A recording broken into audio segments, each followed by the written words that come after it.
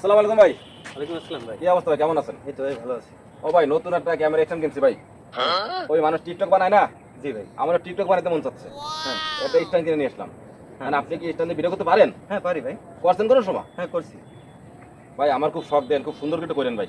হ্যাঁ আচ্ছা আপনি ভাই। রেডি করেন, আমি একটু পোস্ট ক্যামেরা ট্রাই করি। হ্যাঁ হ্যাঁ ঠিক আছে ভাই। আচ্ছা, তাড়াতাড়ি করেন ভাই। হ্যাঁ আচ্ছা ভাই। আচ্ছা। আপনি কি করবো আনি? এর তো কোনো সময় ফিটিং করি নাই। আমরাই জানি কি হবে না। আবার ভাঙি টিং না যায়।